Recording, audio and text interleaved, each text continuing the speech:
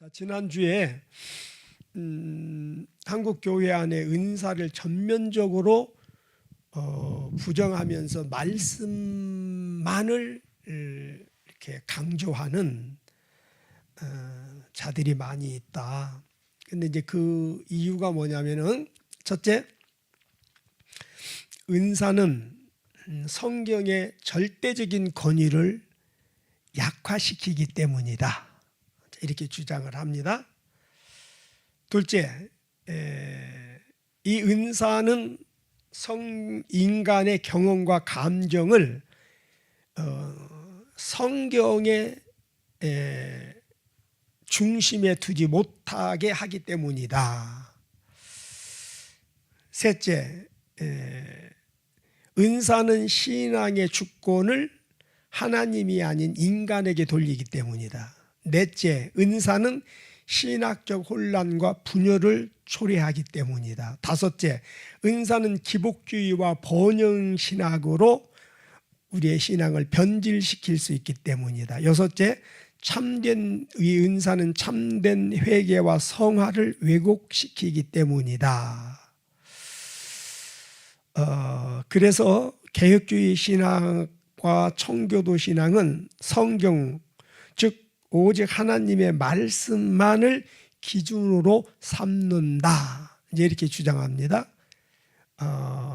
이렇게 주장하는 자들이 은사를 전면적으로 부정을 해요.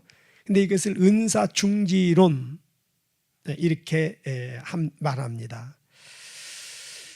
그러나 지난주에도 말씀을 드렸듯이 이런 주장은요, 완전히 비성경적이고 거꾸로 이야기를 하고 있는 것이다 라고 하는 겁니다. 자,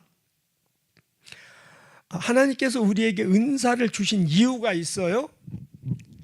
그것은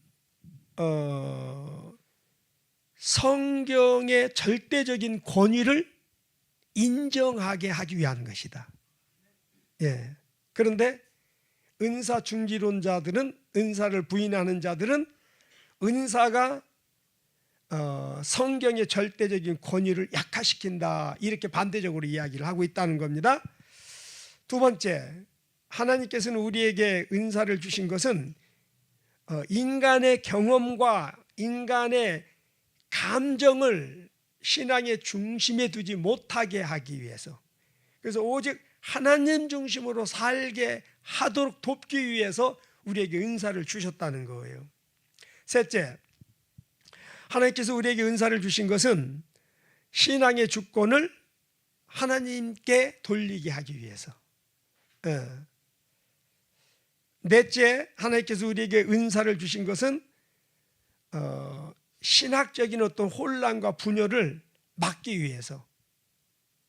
그런데 은사 중지론자는 이게 계속 은사가 신앙의 주권을 하나님에게서 인간에게 돌리게 하고 신학적인 어떤 혼란과 분열을 초래한다, 이렇게 이야기를 해요. 또 하나님께서 우리에게 은사를 주신 것은 무속주의, 생명 없는 종교, 그 다음에 기복주의라고 하는 이런 변질된 신앙의 오류에 빠지지 않게 하기 위해서 주셨는데, 이들은 정반대적으로 또 이야기를 한다.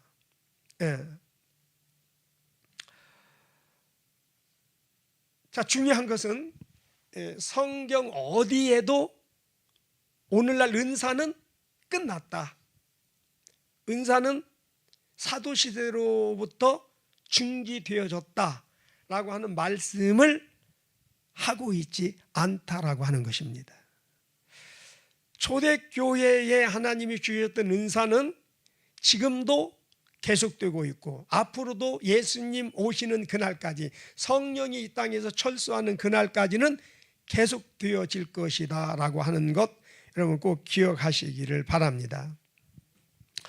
16세기 종교개혁자 마틴 루터나 칼뱅이나 요한 웨슬레, 그리고 모든 그 청교도들도요, 단 한 번도 은사가 중지되었다고 하는 걸 이야기하지 않았어요. 은사는 계속되고 있다, 은사 지속론을 이야기를 했다라고 하는 것이지요. 그리고 20세기에 들어와서는요, 그동안에는 초대교회 은사가 뭐 굉장했죠. 그리고 이제 가톨릭 시대로 넘어오면서 그들이 부패하고 타락하고 성경을 인정하지 않고 성령을 인정하지 아니하므로 은사가 나타나지 않았습니다. 그러나 일부, 그럼에도 불구하고 일부 사제들, 그 타락한 가톨릭의 어떤 그런 종교적인 신앙에서 벗어나서 광야로 나간다든지 아니면 어떤 그 깊은 뭐 골짜기 같은 데 가서 수도 생활을 하는 자들에게는 은사가 지속적으로 여전히 나타났습니다. 이제 그러다가 20세기에 들어오면서 전 세계적으로 놀라운 성령의 부흥 운동이 일어나기 시작을 했죠. 그래서 20세기를 기독교 역사에 있어서 성령의 시대다, 이렇게 평가를 하고 있습니다. 특별히 1904년도부터 시작된 그 영국의 그 에일주 부흥운동, 그 다음에 1905년 6년에 인도에서 있었던 그 묵티와 카시아 부흥운동, 굉장히 어떤 유명했죠.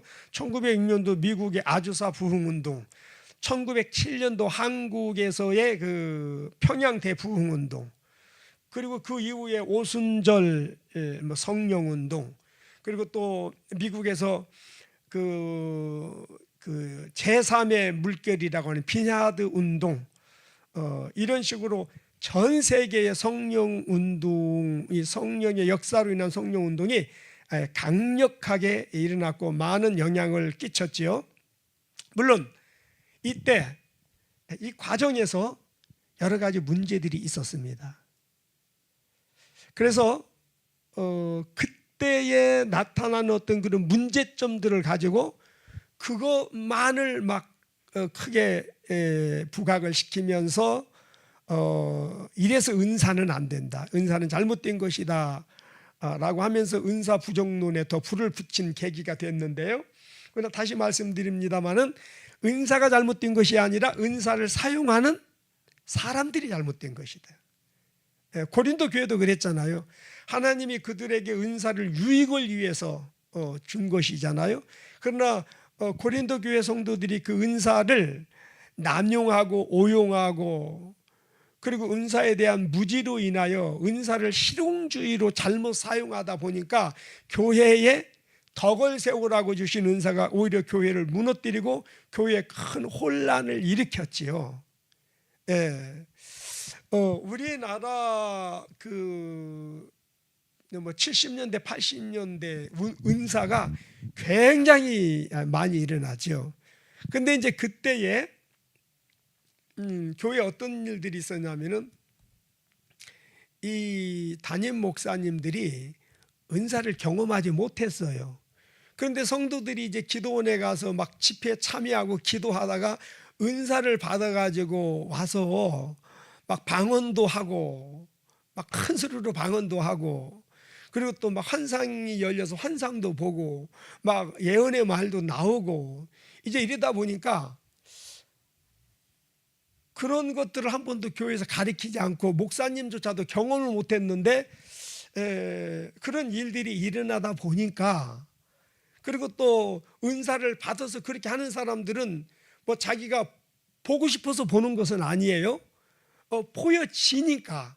그리고 그 사람들은 그게 신기하고 또 재미도 있고, 이게 막 뭔가 싶고, 지난번에 그 조봉님 목사님 막 환상이 열려가지고 막 교회의 어떤 그 영적인 모습들을 보니까 막 흥분해가지고 막 난리가 났었잖아요, 밤에.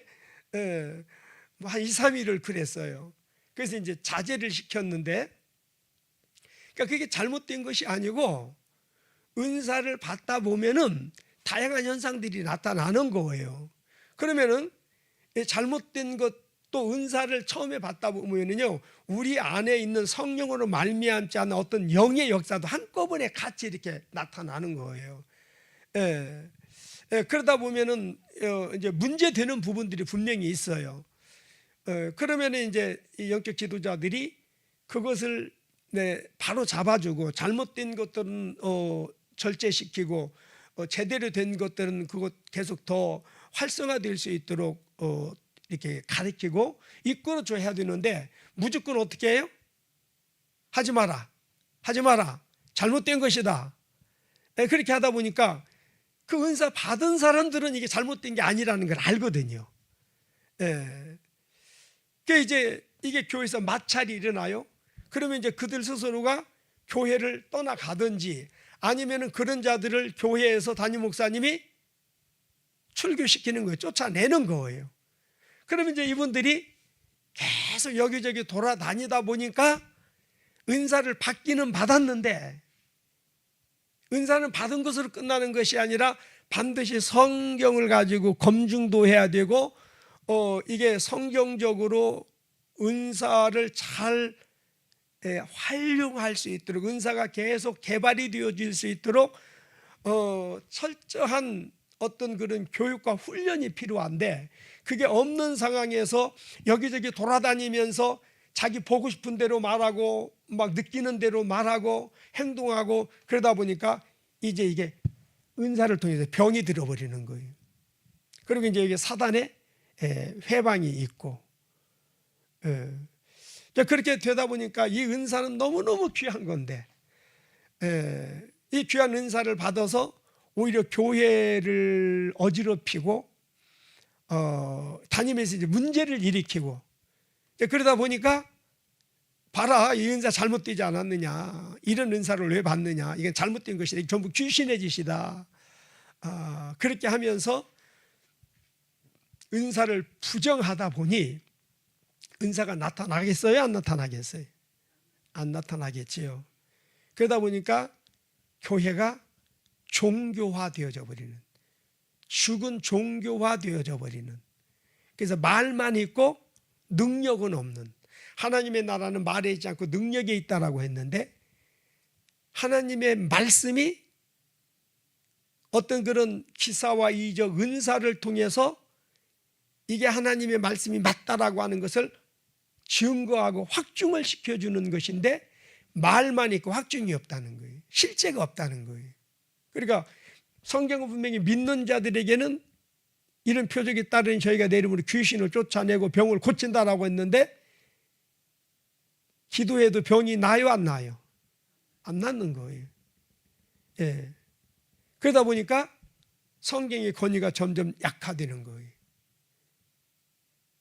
여러분 몇 년 전만 하더라도 그 TV에서 무당, 스님, 목사들을 데려다가 귀신 들린 사람 앉혀놓고 한번 쫓아내봐라. 먼저 목사 한번 목사님이 먼저 한번 쫓아내 보십시오. 그거 지금 다 생방송으로 촬영을 하는 거예요. 방송 내보내면서 지금 하는 거예요. 근데 목사님이 못 쫓아내요. 그러면 이제 다음은 무당 차례. 무당도 못 쫓아내는 거예요. 다음은 이제 스님 차례. 근데 스님이 쫓아내더라고요. 그럼 사람들이 그걸 볼 때 어떤 종교를 신뢰하겠습니까? 그렇겠죠. 참 안타까운 일이지요. 초대교회가 아무것도 없었잖아요. 그들이 무슨 재능이 있었어요. 무슨 배경이 있었어요. 뭐 가진 게 있었어요. 아무것도 아니었고 아무것도 없었단 말이에요. 그런데 그런 그들이 성령 충만함을 받으면서 그들에게 성령의 각종 은사가 기사와 이적이 그들이 말씀을 선포할 때 그들이 기도할 때 나타나는 거예요. 그래서 5,000명 3,000명씩 회개하는 역사가 일어나고 초대교회가 세워지고 그래서 복음이 노마까지 증거되면서 결국 노마가 뒤집어지는 역사가 나타났잖아요. 그러면서 전 세계에 복음이 선포되게 되었잖아요. 예수님께서 이 땅에 오셔서 하신 일이 뭐예요? 귀신을 쫓아내고 병을 고치고 기사와 이적을 통해서 가난한 자들을 도와주고 복음을 전하고 여러분 그 복음은 예수님 이전에도 전해졌어요. 그런데 사람들의 반응이 없었어요. 그런데 예수님이 복음을 전할 때는 놀라운 사람들의 반응이 있었어요. 왜 그래요? 한 번도 귀신 쫓아내는 걸 못 봤거든요. 유대인들 하나님의 말씀을 가르쳤지만 종교적으로 가르친 거예요. 그 생명이 없었어요. 예수님께서 오셔서 다른 말씀 전한 거 아니에요. 이미 구약에 있었던, 구약의 선지자들을 통해서 주어졌던 그 말씀을 예수님이 선포하셨잖아요. 근데 예수님이 말씀을 선포하실 때는 성령의 놀라운 기사와 이적, 성령의 은사들이 막 나타났어요. 그것 때문에 사람들이 유대 종교인들하고는 다르구나, 그렇게 된 거거든요. 여러분, 오늘날에도 마찬가지예요. 지금 은사가 나타나서 문제가 되는 게 아니라 안 나타나서 문제가 되는 거예요. 왜 안 나타나죠? 은사를 인정하지 않기 때문에. 은사가 끝났다라고 했는데 나타나겠어요? 또 은사를 향해서 귀신의 짓이다, 은사를 인하여 나타나는 현상을 귀신의 짓이다라고 비난하고 정죄하고 판단하는데 거기에 무슨 은사가 나타날 수 있겠냔 말이에요. 한때 미국의 그 성령의 은사로 인한 큰 부흥운동이 일어날 때 목사들에게 가장 큰 유혹이 뭔지 아세요? 성령 받지 말고 은사 없이 목회해라 이놈아. 그게 제일 큰 유혹이었다고 그래요. 여러분 생각해 보세요. 은사는 신령한 집을 짓는 도구로 주신 거예요. 은사는 덕을 세우기 위한 것이다라고 했는데, 그 덕을 세운다는 것은 오이코드모에라고 하는 헬라어 단어를 쓰는데, 이 오이코도메라고 하는 것은 신령한 집을 짓는다, 그런 뜻이에요. 여러분, 이 건물을 짓는데 뭘로 지었어요? 이 건물을 뭘로 지었냔 말이에요. 이거 다 이게 기계라든지 이 집 짓는 도구가 있어요. 과거나 지금이나 이거 맨손으로 이거 건물 지어요? 못 지어요. 네. 더더군다나 신앙생활은 영적인 일이잖아요. 영적인 거란 말이에요. 이 영적인 것은 영으로만, 성령의 은사로만 할 수 있는 거예요. 하나님의 말씀은 영이라고 그랬어요. 근데 이 영의 말씀을 우리가 그냥 본다고 깨달아지는 거 아니에요. 지혜의 말씀의 은사, 지식의 말씀의 은사가 와야 되고,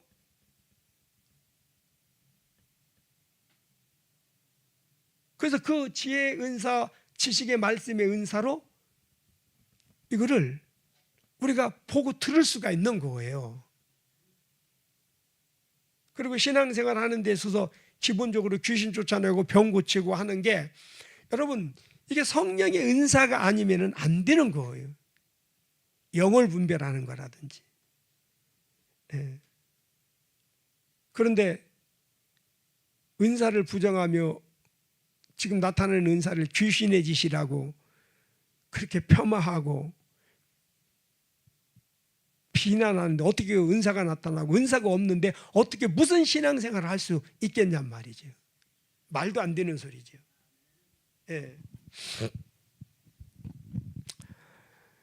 특히 이 은사 중지론에 가장 앞장섰던 이제 대표적인 몇몇 목사님들이 계신데요. 미국의 존 메가도 목사라는 분이 계세요. 아주 유명한 목사님이었어요. 설교도 잘하고 뭐 방송국도 운영하고 신학교도 운영하고. 근데 그분이 이제 이런 이야기를 했어요. 1세기에 강력하게 나타났던 은사가 1세기가 끝나면서 중단되었다. 근데 2000년 후에 20세기에 미국에서 놀라운 부흥운동이 일어났다고 그랬잖아요. 그때 이제 이 목사님이 하신 말씀이에요. 이 2000년대에 다시 은사가 나타난다라고 하는 건 넌센스다. 그러므로 은사는 잘못된 것이다. 그렇게 이제 주장을 했어요. 근데 이분의 이제 이 주장을 많은 목사님들이 그대로 받아들입니다. 그래, 맞아. 은사는 없는 거야. 따라서 지금 나타나는 것은 은사가 아니라 전부 귀신의 짓이야. 이렇게 이야기를 했던 거죠. 근데 다시 말씀드립니다마는 1세기에 나타났던 은사가 그동안 안 나타난 게 아니에요. 중지된 게 아니에요. 부패하고 타락한, 성령을 인정하지 않고 성령을 모독하는, 하나님의 말씀을 전면 부정하고 마치 구약의 그 타락한 자들처럼 그렇게 하다 보니까 거기에 성령이 역사하실 수가 없고, 성령의 역사가 없기 때문에 성령의 역사로 말미암아 나타나는 은사가 나타나지 않았던 것뿐이에요. 그러나 그런 중세의 그 가톨릭 1000년 동안의 그 부패하고 타락한 그런 세대 속에서도 신실하게 신앙생활 하는 사람들 가운데는 성령이 함께 하셨고 성령의 은사가 여전히 계속 나타나고 있었다라고 하는 거예요. 그러다가 이제 때가 되니 성령께서 다시 한번 그런 어떤 회개의 강력한 역사로 더불어 성령의 부흥 운동이 20세기에 일어났던 것이지요. 근데 그거는 요엘서에 말씀하신 그대로예요. 또 사도행전 1장에 말씀하신 그대로예요. 요엘서의 마지막 때에 하나님께서 남중과 여중에게, 젊은이와 늙은이에게 성령의 강력한 역사를 보여주셔서 환상을 보게 하고 꿈을 꾸게 하고 예언을 말하게 하고 놀라운 기사 이적이 나타나게 할 것이다라고 하셨잖아요. 근데 그게 초대교회 그대로 나타났고요. 또 초대교회에 나타났던 그 역사가 20세기에 나타났고요. 앞으로 다시 한번 이런 역사가 전 세계적으로 나타날 것입니다. 예수님 오시기 직전에 마지막 추수를 위해서 나타나게 될 것입니다. 자, 성령의 9가지 은사. 자, 하나님께서 은사는 누구에게 주셨죠? 은사는 누가 받을 수 있나요? 믿는 자들이, 예수를 믿는 자들이 받습니다. 그러나 예수를 믿는다고 다 저절로 누구나 받는 건 아니에요. 예수를 믿을 때에 반드시 뭐 해야 된다? 성령 충만함을 받아야 된다. 제자들에게 언제 은사가 불같이 일어났어요? 성령 충만함을 받을 때. 예수를 믿는다고 받는 것이 아니라 성령 충만할 때 받게 된다. 그리고 받게 된다라고 하는 것은 이미 은사는 우리 안에 주어졌어요. 무슨 말이에요? 성령이 오실 때 은사는 성령 안에서 풀어지는 거예요. 성령 충만할 때 풀어지는 거예요. 은사는 이미 주어졌어요. 그러나 성령 충만해야 풀어진다. 예수 믿고 반드시 성령 충만해야 된다. 그 다음에 반드시 부르짖어 기도해야 된다. 부르짖어 기도해야 성령 충만함이 주어지고 성령 충만해야 은사가 우리 안에서 풀어진다라고 하는 것입니다. 자, 그리고 여기에서 이 성령과 은사에 대해서 우리가 조금 더 구체적으로 확인해야 될 것이 있어요. 고린도전서 12장 3절 한번 보실래요? 그러므로 내가 너희에게 알리노니 하나님의 영으로 말하는 자는 누구든지 예수를 저주할 자라 하지 아니하고 또 성령으로 아니하고는 누구든지 예수를 주시라 할 수 없느니라. 여러분, 우리가 예수를 믿는 것은 뭘로 말미암아 되어진다고요? 성령으로 말미암아. 그러면 예수를 우리가 믿었다는 것은 성령을 받았다는 거예요, 못 받았다는 거예요? 성령이 우리 안에 오셨다는 거예요, 안 오셨다는 거예요? 오셨다는 거죠. 예수를 믿을 때 그게 성령으로 예수를 믿게 되는 것이고 예수를 믿을 때 성령이 우리 안에 오시는 거예요. 예. 자, 그러면 이거 성령 받은 거예요, 못 받은 거예요? 받은 거죠. 그러면 여기에서 말하는 성령 받은 거하고 성령 충만함을 받으라라고 하는 것은 같은 걸까요, 다른 걸까요? 다른 거지요.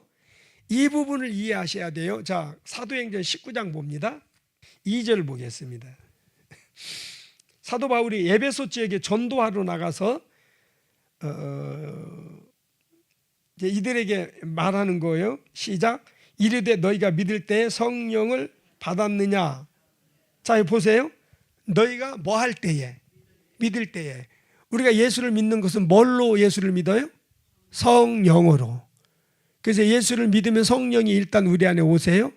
그런데 사도 바울이 예수를 믿고 성령 받은 이들에게 말합니다. 근데 너희가 믿을 때에 성령을 받았느냐.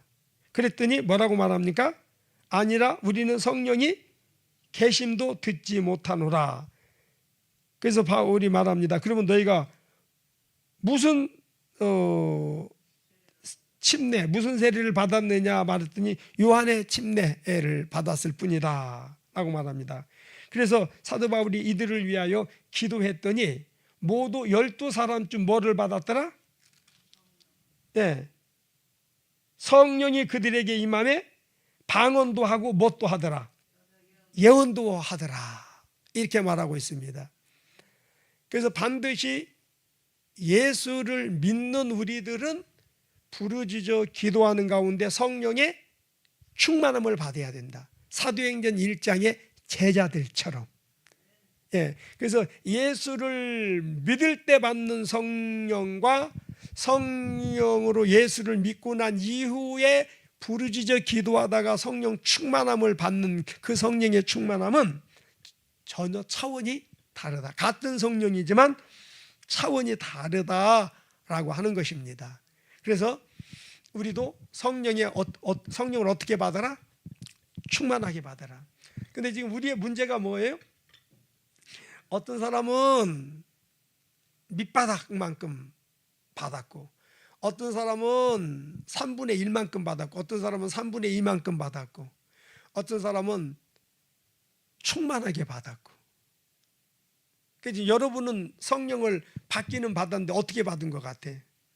네?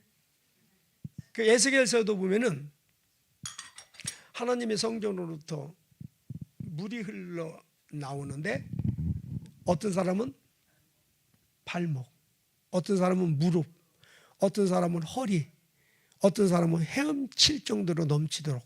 이게 성령의 충만함을 말하는 거예요. 근데 지금 우리가 예수를 믿고 교회를 다니면서 성령을 받기는 받았는데 어디에 지금 우리가 지금 성령 받은 수준이 어느 정도다? 그냥 발밑에 철퍽거리는 수준. 그런 수준이다. 그런데 문제는 그럼에도 불구하고 그게 뭐가 잘못됐는지 모른다는 거예요. 지금 윤명희 집사님한테 당신 신앙생활 정말 잘못하는 거야. 신앙생활 뭐 그따구로 해. 누가 그런다면 기분 좋겠어요, 나쁘겠어요? 자, 지금 김성호 권사한테 당신 신앙생활 왜 그따구로밖에 못해? 그러면 기분 좋겠어요, 나쁘겠어요? 응? 아마 이경수 권사님한테도 권사님 신앙생활 똑바로 하세요. 그렇게 신앙생활 천국 가겠어? 그러면 아마 기분 나빠서 다음 주부터 교회 안 나온다는 이야기 나올 수 있단 말이에요. 이게 지금 우리의 실제 모습이에요.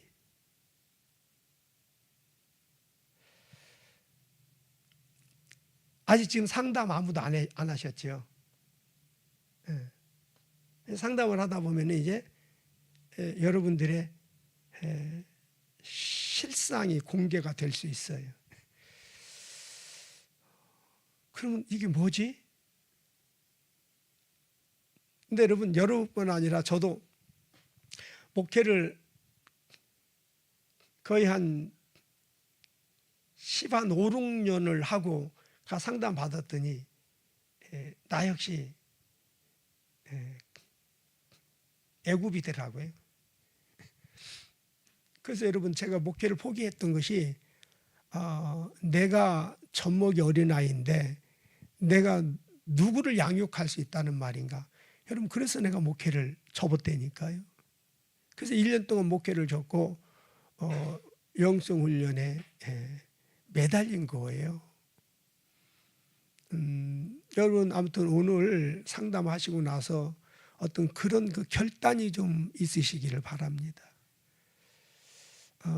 그래서 지금 우리가 이 육신의 이 가치관을 제대로 확 바꾸고 이 세상 예굽에서 종속되었더니 종살이했던 이 삶에서 벗어나지 않는다면요, 제가 분명히 말씀드릴 수 있어요. 여러분 앞으로 20년 30년 더 신앙생활하다 하나님 앞에 가도요, 하나님 앞에 절대 인정받을 수 없을 겁니다.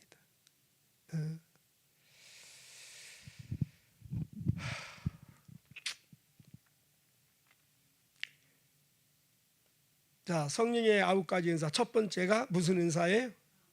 방언의 은사입니다. 자, 방언에 대해서 몇 가지 이제 오해들이 있어요.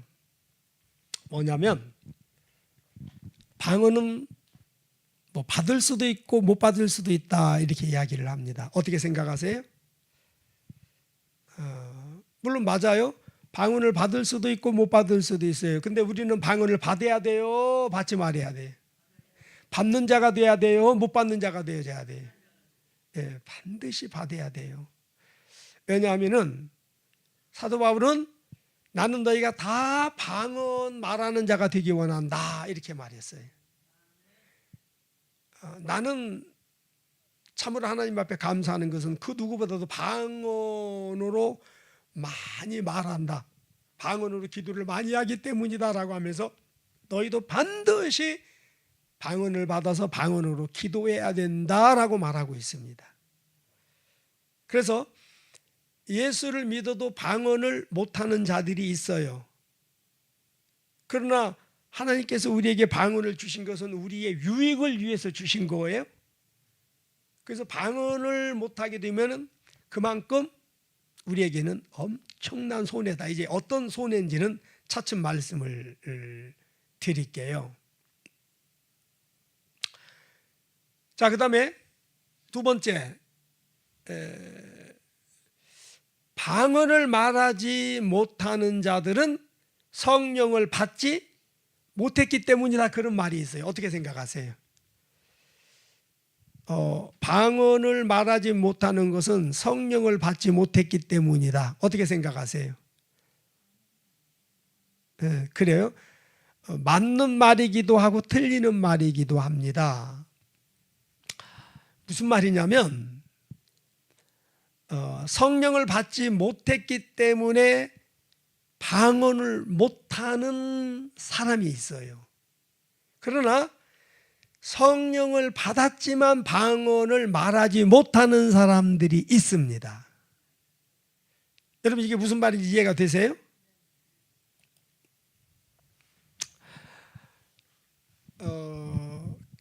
방언은요,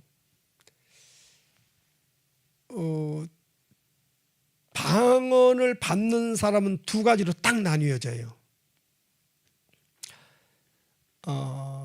어떤 사람들은 처음에 교회를 가고 기도원에 갔는데 막 부르짖어 기도하는 가운데 하늘에서 막 불같은 정말 성령이 막 자기 의지와 상관없이 위로부터 성령이 강력하게 성령의 불이 임해가지고요, 아이고 뜨거, 아이고 뜨거, 그러면서 막 뒹굴면서 막 옷을 벗어내키면서 막 이거 뭐라고 표현할 수 없어요. 막 떼굴떼굴 뒹굴면서 그런 이상한 행동들을 하면서 막 방언이 터져 나오는 그런 경우가 있어요. 이런 모습을 어디 가서 많이 봤냐면은 하늘산 기도원 이천성 목사님 살아계실 때, 그때 거기 가면은 그런 모습들이 많이 있었어요. 성령의 은사가 강력하게 임해서 자기 의지와 상관없이 막 그냥 혀가 막 어떤 사람 혀가 이만큼 빠져가지고 하고 막 그런 사람도 있었고요. 초월적인 하나님의 능력으로 그때 방언이 굉장히 많이 풀어지는 그런 일들이 있었어요. 그런가 하면은 그거는요, 특별한 경우 일반적이지는 않아요. 예. 그리고 이제 신앙생활을 이렇게 오래 하다가 방언을 받는 사람들이 있어요.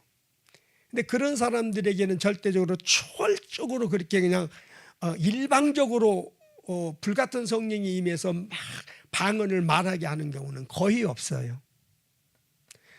이천성 목사님 같은 경우에 그분의 그 사역과 그 은사는 그렇게 막 초월적인 능력이 임해서 방언하는 그런 스타일이었고, 최자실 목사님 같은 경우는 어떻게 했냐면은 할렐루야 할렐루야 하라고 막 이야기를 해요.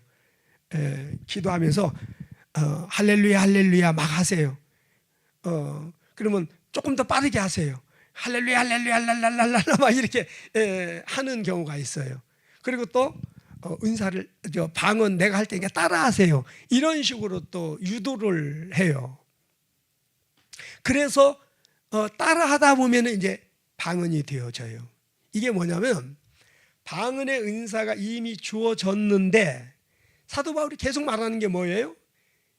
고린도전서 14장에 보면은 한 4-5번을 사도 바울이 방언은 뭐 하는 것이다, 말하는 것이다, 말하는 것이다, 방언을 말해라, 방언을 말해라 계속 이야기를 합니다. 방언은요, 내가 말을 하는 거예요. 방언으로 내가 말을 하는 거예요. 성령이 이미 우리에게 오셨어요. 그리고 이 모든 은사는 성령 안에서 우리에게 주어졌어요. 근데 이것은 이제 기도하면서 필요에 의해서 풀어지고 나타나는 거예요. 그래서 보통 신앙생활을 막 5년 10년씩 하면서 성령의 은사를 방언을 받지 못한 사람들은 따라하지 않으면은, 그 누군가가 이렇게 지도해 줄 때 그렇게 하지 않으면은 받기가 어려워요. 그래서 저도 그런 케이스였고, 많은 목사님들이 간증을 들어보면은 방언이 안 되는데 기도원 갔더니 따라서 하라고 막 그렇게 해서 따라 했는데 이제 방언이 풀어지면서 이제 통변도 되어지고 애언도 되어지고 그렇게 했다고 하는 이제 간증들을 많이 하세요. 이제 아마 여러분 중에서도 거의 지금 방언하시는 분들은 후자에 아마 속하리라 생각을 해봅니다. 그래서 방언의 은사를 받는 방법이 이렇게 2가지가 있을 수 있다. 그래서 성령을 받지 못해서 방언의 은사를 못 받는, 방언을 말하지 못하는 자가 있고, 성령의 은사를 받았음에도 불구하고 내가 방언의 은사에 대해 사모하지 않고 방언의 은사 받는 법을 모르기 때문에, 누군가의 어떤 그런 지도를 받지 못했기 때문에 안 되어지는, 방언을 말하지 못하는 이 2가지 경우가 있다라고 하는 것을 기억을 하시고요. 자, 그 다음에 방언은 도대체 무엇인가? 어떤 사람들은요, 방언은 뜻을 모르는 웅알거림이다 이렇게 이야기하는 사람이 있고요, 또 방언은 외국어다 이렇게 말하는 사람이 있어요. 우리나라에서도 몇몇 분의 아주 대표적인 목사님들이요, 이 방언은 어린 아이들이 웅알거리잖아요. 그들은 그게 무슨 말뜻, 그게 그 무슨 뜻이 있는 말이에요, 뜻이 없는 말이에요? 아이들이 웅알거리는 거 뜻이 없어요. 알아듣지도 못하는 말이에요. 방언이 그런 것이다. 또 어떤 사람은 방언은 외국어다, 이제 그렇게 이야기를 하는데요.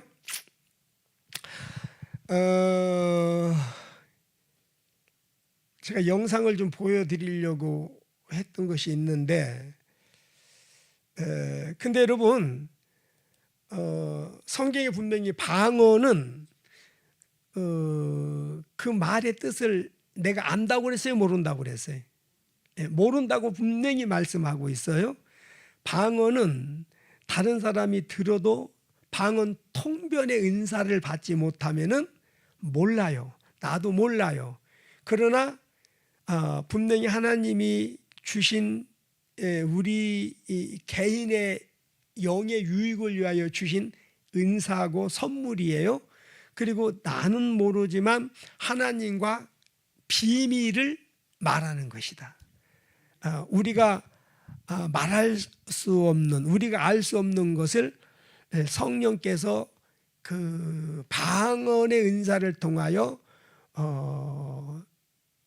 하나님 앞에 기도하게 하는 것이다 라고 하는 것은 뭐 우리 여러분들이 성경을 통해서 이미 다 알고 있는 거예요. 근데 이제 이게 외국어냐 아니냐, 이제 이 문제를 가지고서 이제 논쟁들이 있어요. 그런데 이게 외국어다 이렇게 주장하는 분들이 계세요. 왜 그러냐면은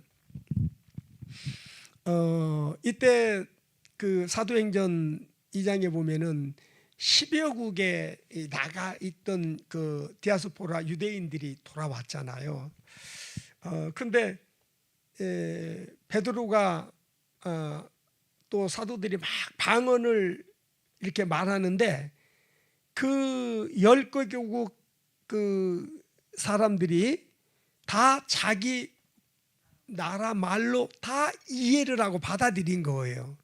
그러니까 이거는 방언이라고 하는 것은 그 외국어다 이제 이렇게 이야기를 한 거예요.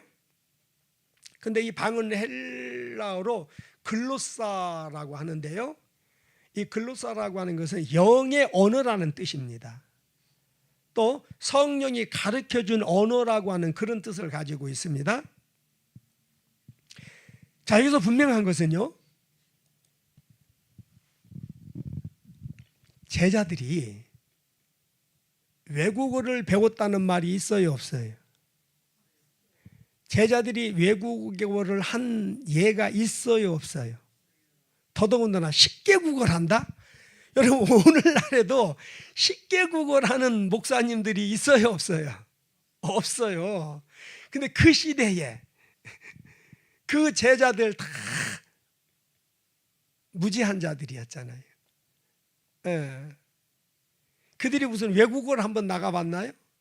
다 고기나 잡고 다 그런 사람들이었단 말이에요. 근데 그런 사람들이 어떻게 외국어를 배워서 그렇게 10개국을 능통하게 할 수가 있냔 말이죠. 말이 안 되죠? 예. 그들이 성령 충만해서 방언을 막 말하는데 성령께서 각자 나라의 말로 다 통역이 돼서 들리는 거예요. 예. 실제로 그 어떤 목사님 간증을 들어보니까 우리나라 유명한 부흥사인데 외국에 어디 이제 부흥회를 갔는데 외국어를 전혀 못하니까 이제 문제가 돼서 걸렸는데 그쪽에서 이제 막 이야기를 하는데 이게 도대체 혼자 가느니 이거 알아듣지도 못하고 말해도 그쪽에도 못 알아듣고 그래서 애따 모르겠다고 막 방언을 했대요. 그랬더니 다 알아듣더라는 거예요. 그래가지고 그 문제가 해결돼서 또 입국 절차를 마쳤다 그런 이제 간증을 하는 것을 들어봤어요. 예, 있을 수 있는 이야기예요. 예.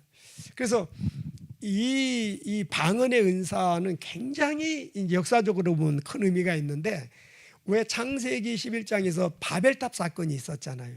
그때 하나님께서 언어를 혼잡하겠다. 언어를 흩어버렸어요. 그러니까 언어가 차단된 거예요. 그래서 같은 언어로 전체가 이렇게 우리나라 말로 전체가 이렇게 됐는데 갑자기 언어를 흩어보니까 여기서 몇 사람은 미국 말, 영어, 몇 사람은 프랑스 말, 몇 사람은 일본 말, 몇 사람은 중국 말 이렇게 언어가 다 흩어져 버린 거예요. 그러니까 이제 언어 통하는 사람끼리 모여가지고 흩어지게 됐죠. 그런데 그 사도행전 2장에서의 그 성령 충만하고 방언을 할 때에 언어가 다시 통합되어 버린 거예요. 그래서 이 방언을 천국 언어다 이렇게 이야기를 하는 거예요. 시간 됐습니다. 10분 쉬었다가 이어가도록 하겠습니다.